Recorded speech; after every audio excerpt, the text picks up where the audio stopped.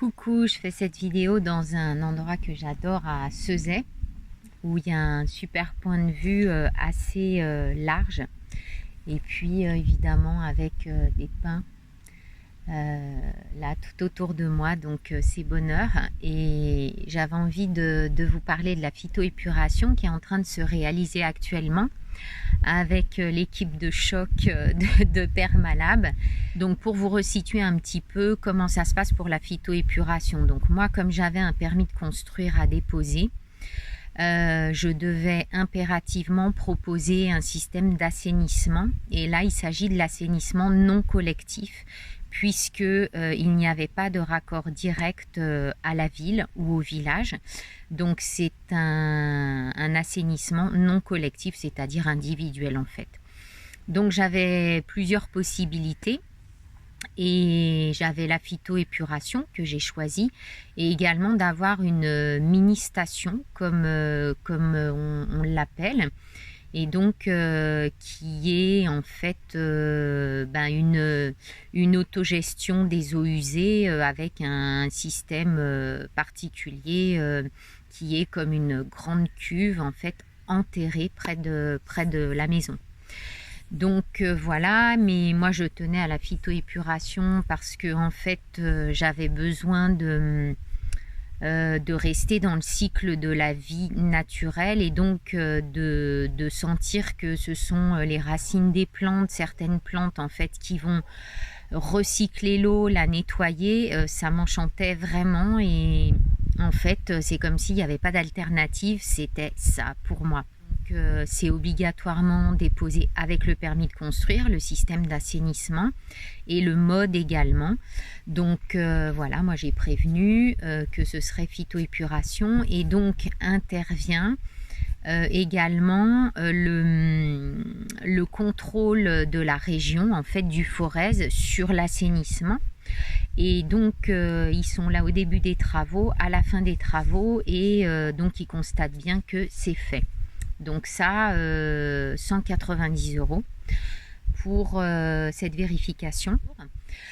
Donc en fait, au niveau de la phytoépuration, elle est établie en fonction du nombre de personnes qui vivent dans la maison, et éventuellement des invités ou du flux qu'il y a sur le lieu.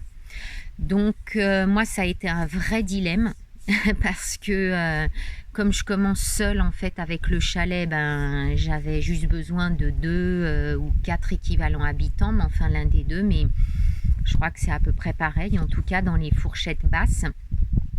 Et puis j'ai longuement réfléchi parce que évidemment s'il y a des gens qui viennent s'installer sur le terrain, ou alors s'il y a de l'assainissement permanent, si je fais une douche par exemple, voilà, il faut que les eaux grises aillent quelque part. Et donc c'était vraiment un sujet pour moi de me demander si je partais sur le minima ou alors le maxima. Et quand on dit équivalent habitant, c'est pas parce que je dis 4 équivalents habitants que c'est pour 4 personnes. Je crois que c'est 1 part et demie. C'est calculé de cette façon-là. Et donc je suis partie sur 6 équivalents habitants. Donc il y a vraiment de quoi assainir sur le terrain. Et donc évidemment, elle est un peu surdimensionnée par rapport à moi, mes besoins au chalet, même si on est 3 voilà, à vivre dans le chalet, 2 ou 3. Quand on dépose un permis de construire, en fait, on est obligé, encore une obligation, de passer par un bureau d'études qui va s'occuper du contrôle de la construction de la phytoépuration. C'est le bureau Aquatiris. Donc évidemment il faut le payer aussi, et Aquatiris fournit le matériel, la pompe de relevage et certaines choses du système de phytoépuration voilà, à installer en plus de tout le reste. Donc ils fournissent le matériel principal, je dirais. Donc ça a un coût, je crois que c'est dans les 3250 en fait le matériel. Et puis évidemment il y a leurs honoraires, donc je les ai plus trop en tête, mais je crois que pour Aquatiris j'en ai à peu près pour 5000 €. Voilà. Et après, évidemment, il y a la matérialisation de la phytoépuration, les travaux en eux-mêmes. Et là, pour 6 équivalents habitants, je suis à peu près, je crois, à 9 000 euros. Quelque chose comme ça. Donc imaginez le budget de dingue.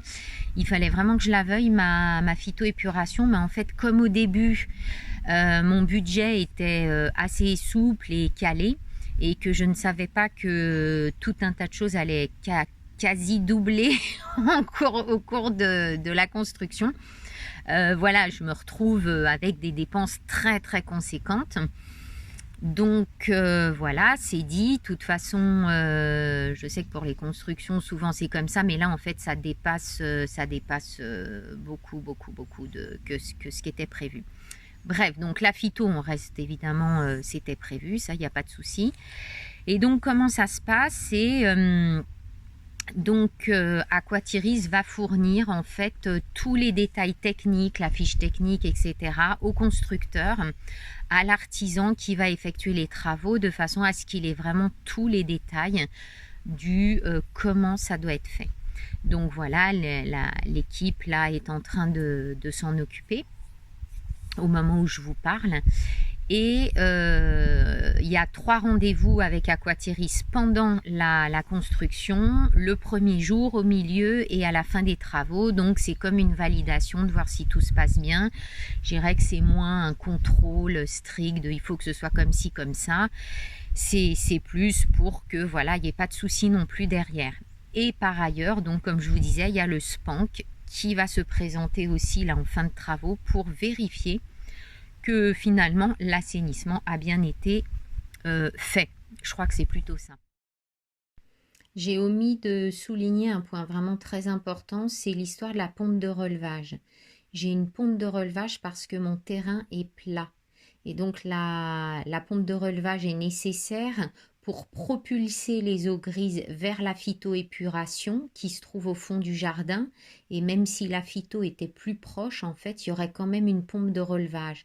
Il doit y avoir un certain degré de descente entre les évacuations des eaux de la maison et la phytoépuration. Ce qui signifie que si vous êtes sur un terrain en pente et qu'il y a une pente suffisante pour les évacuations d'eau directement vers la phyto, il n'y aura pas de pompe de relevage et donc vous n'aurez pas ces frais